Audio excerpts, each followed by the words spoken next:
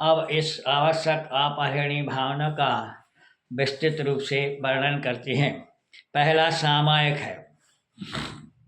देह से भिन्न ज्ञानमय ही जिसकी देह है, ऐसा परमात्म स्वरूप कर्म रहित चैतन्यमात्र शुद्ध जीव का एकाग्रता पूर्वक ध्यान करना यानी करने वाले मुनि सर्वोत्कृष्ट निर्वाण को प्राप्त होते हैं।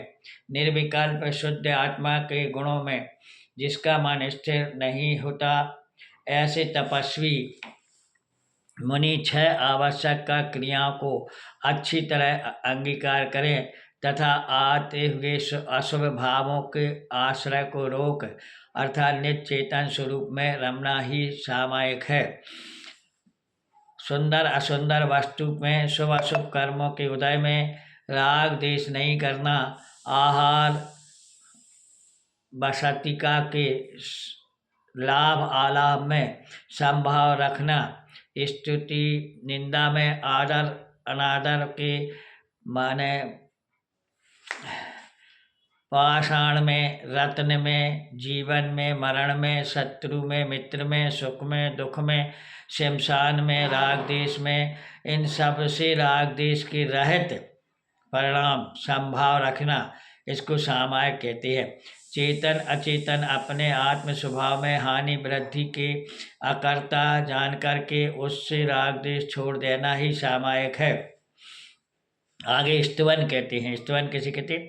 भगवान जैन देव के अनेक नामों के द्वारा स्तवन करना, वह स्तवन नाम का आवश्यक है।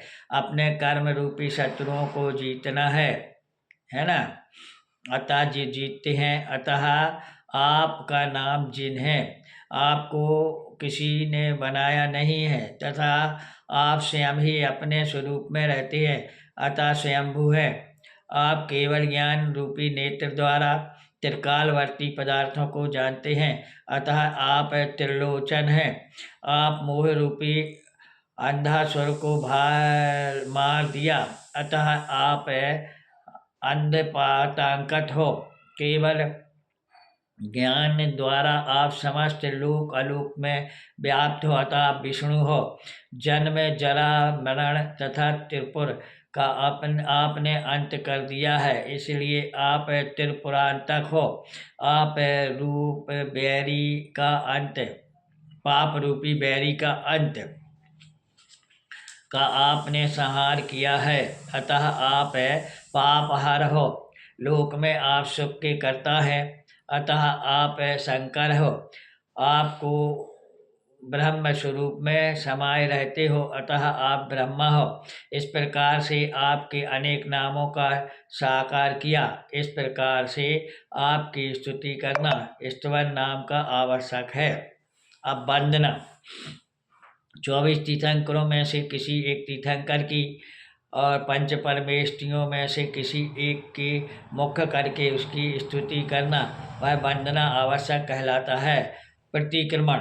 संपूर्ण दिन में प्रमाद के वश होकर के, कषायों के वश होकर के, विषयों में सभी द्वेषी होकर के किसी एक इंद्रिय जीव का घात किया हो, निरर्थक परिवर्तन किया हो, सदोष भोजन किया हो, किसी जीव के प्राणों को कष्ट पहुंचाया हो, कर्कश कठोर निंद मिथ्या वचन कहे हों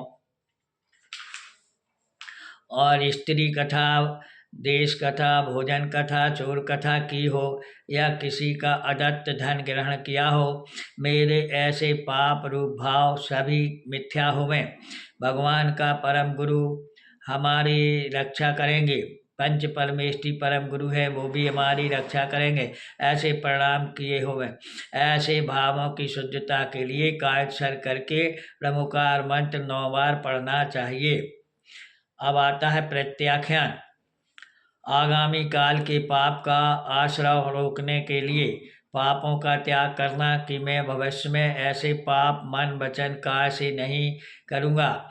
यह प्रत्याख्यान नाम का आवश्यक है जो सुगति का कारण है। अब कायोत्सर्ग।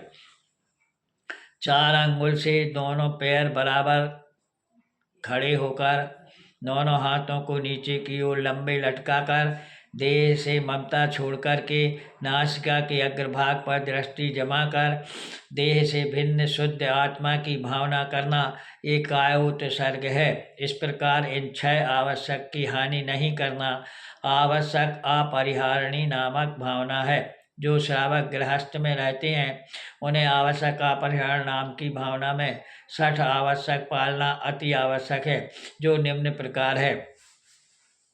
देव आराधना, देव की पूजा यानी गुरु उपासना, शास्त्र स्वाध्याय, संयम, तप, दान, ये 6 कार्य प्रतिदिन करना चाहिए, आवश्यक हैं। इस विषय में 16वीं शताब्दी में हुए श्रीमद जिन संत तारण स्वामी जी की 60 आवश्यक का पालन करने हेतु कहा गया है।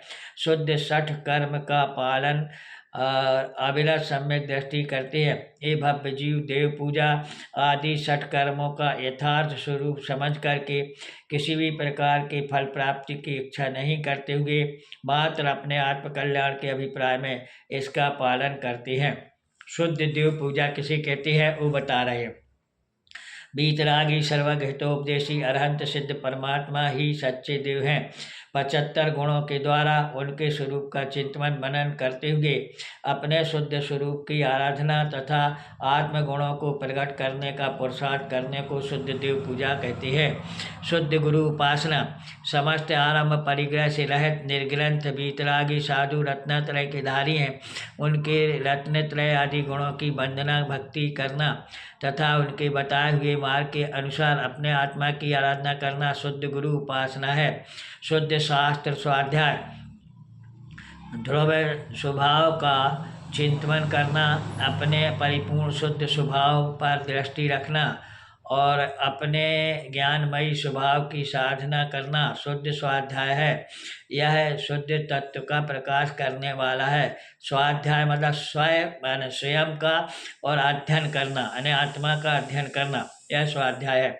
शुद्ध संयम, सम्यक 2 प्रकार का होता है, प्राणी संयम और इंद्रिय संयम। तो प्राणी संयम 5 स्थावर और एक तरस ऐसे 6 प्रकार के जीवों की रक्षा करना यानी हिंसा नहीं करना, इसका नाम प्राणी संयम है। इंद्रिय संयम 5 इंद्रिय और 6वें मन को वश में करना इंद्रिय संयम है।